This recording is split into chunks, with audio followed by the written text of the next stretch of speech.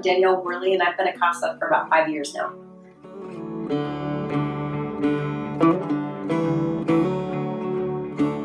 heard about CASA actually at first on Dr. Phil's show, and they were just talking about people who advocate for foster kids. And then when I moved over to the Chelan County area in 2011, I don't know how exactly I heard about it, but I found out about the CASA program here and got in touch with Sue.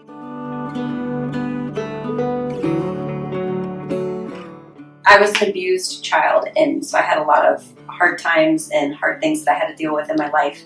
But also, in addition to having to deal with the abuse, I also had a lot of good mentors and people in my life who supported me and encouraged me through all of it.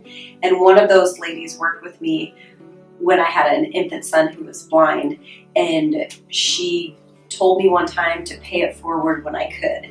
And I didn't really know what it was, and so when she explained it to me, she just said that the only thing that I could do to repay her would be to help other people when I was in a place where I could help instead of need help. So that's why I wanted to help kids, because I was an abused kid, and it was a great way to pay it forward.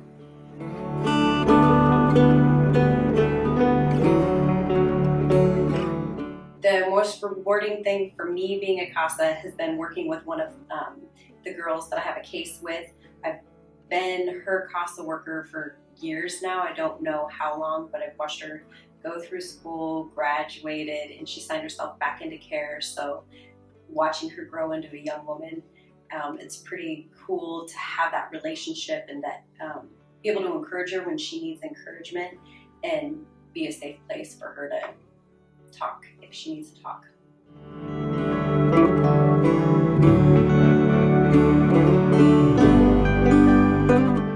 I think CASAs are important for two primary reasons. The first and most important for me is that I adopted a child out of the foster system, and the CASA that worked, or the guardian ad litem that worked with her, was the only stable person in her life. She had social workers come and go, attorneys come and go. Her family members are always going to be her family members, but weren't always stable or able to keep her. Foster parents came and went, foster brothers and sisters, her own brothers and sisters, but the one stable person was the guardian ad litem on her case. And I think they kind of had like a weird uncle-niece relationship where didn't always like what he had to say, and she didn't always appreciate the unasked for advice. But at the same time, anytime he would call or check up on her, her face would light up, and she had that person in her life. So I wanted to be that for somebody. And then also, a CASA advocates in court for the best interest of the child, and attorneys will advocate for what the child wants or what the parent wants, but not necessarily what's in the best interest of the child. And social workers, I feel like, have to follow the letter of the law, and they have to do what the state says, whether they think it's in the best interest of the child or not. So as a CASA, I get to take in all of the information from all of the different places and give my honest opinion to the court on what is in the actual best interest of the child.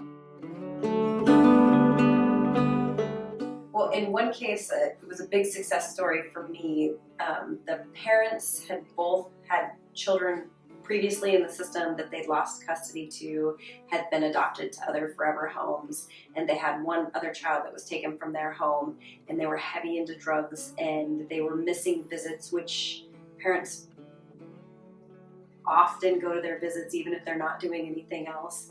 And I didn't have a whole lot of experience with CASA yet, but I just kind of made a judgment call, and I thought for sure that they were gonna lose more kids to the system and to their choices. And when the courts told them that they were going to terminate their rights or begin those proceedings, something clicked with the parents, and they decided to do what it took to get their kid back. And they got clean, they got housing, they went into parenting classes, they took the counseling that they're supposed to take, and they went from regular visitations to the monitored to supervised visits, the monitored visits, and unattended visits, I think they were, and eventually ended up getting their kid back. And then a year later, I was at a fun run in Wenatchee, and I saw the family all together at the fun run. So that was super cool to see that happen.